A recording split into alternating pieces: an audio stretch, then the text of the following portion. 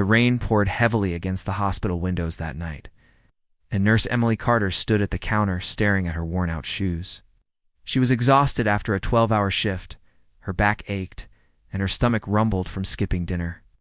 But worse than the fatigue was the quiet ache in her heart. Invitations sat folded in her locker, untouched. Her best friend had begged her to come to a charity gala that weekend, but Emily simply couldn't afford even a modest dress. She told herself it didn't matter that her life was about caring for others, not parties. Yet deep down, she longed for one night where she wasn't the poor nurse. Just Emily. Emily's world had been built on sacrifice. She had grown up in foster care, working part-time jobs from the age of 16 to pay for nursing school. Now in her late 20s, she lived in a tiny studio apartment, her money stretched thin between bills, student loans, and groceries. Dating. Those luxuries didn't belong in her world. She poured her heart into her patients instead because in their smiles, she found the joy she often denied herself. One evening, while doing her rounds in the pediatric ward, she entered room 304.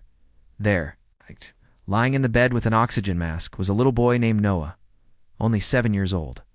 He was battling a rare heart condition. His father, Daniel Hayes, sat at his bedside every single night, never once leaving the boy's side. Daniel was quiet, a man of few words, but Emily had noticed the way his eyes softened whenever Noah laughed. Emily quickly grew attached to Noah. She read him bedtime stories, sneaked in stickers and coloring books, and comforted him when the treatments grew painful. "You're like an angel," Noah whispered once, clutching her hand. "When I get better, I'm going to ask you to come to my birthday party." Emily smiled but fought back tears. No one had ever looked at her like that before, with pure, unconditional love. Daniel noticed. He noticed everything: the way Emily's hair always slipped loose from her bun by the end of her shift, the way her hands never trembled, even when her heart must have deared. He admired her patience, her kindness, and her quiet resilience. But he also noticed the tired look in her eyes when she thought no one was watching. One night, after Noah finally drifted to sleep, Daniel stepped into the hallway where Emily was updating charts. "Nurse Carter," he said softly, almost nervously, "can I ask you something?" She looked up, startled. "Course, Mr. Hayes. Is something wrong with Noah?" "No," he replied quickly. "Noah's stable. It's something else." He paused, searching for the right words. "There's a gala this weekend. It's for the hospital foundation. I've never gone before. Honestly, I've never been on a date before. But I was wondering if you'd consider going with me." Emily froze, her pen slipping slightly.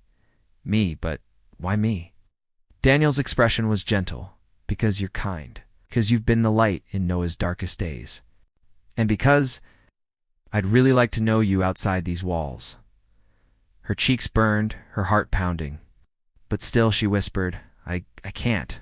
I don't have a dress." Not even Daniel interrupted softly, his voice steady, but filled with something deeper than pity. "Emily, I'm not asking for a dress. I'm asking for you. Will you be my first date?" Her eyes welled with tears. No one had ever asked her something so vulnerable, so sincere. Yet still, she whispered, "I can't accept. I wouldn't fit in there." She turned away before he could see her break. But fate wasn't finished. The following day, Emily arrived at her locker to find a small, carefully wrapped box. Inside was a simple navy blue dress, elegant yet modest, perfectly her size. A note was tucked beside it. "This is not charity. This is hope. Please say yes." Emily clutched the fabric, trembling. She had never owned anything so beautiful in her life. For a long moment she debated. What if she looked foolish? What if people judged her? But then she remembered Noah's words. "You're like an angel."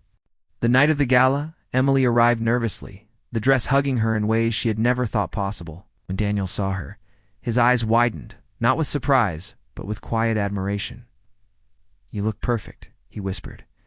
That evening, under the golden lights of the ballroom, Daniel kept his promise. It was his first date, and he treated it like it might be his last. They laughed, they talked, and for once, Emily felt like she belonged, not as a nurse, not as the poor girl from foster care, but as a woman worthy of being seen.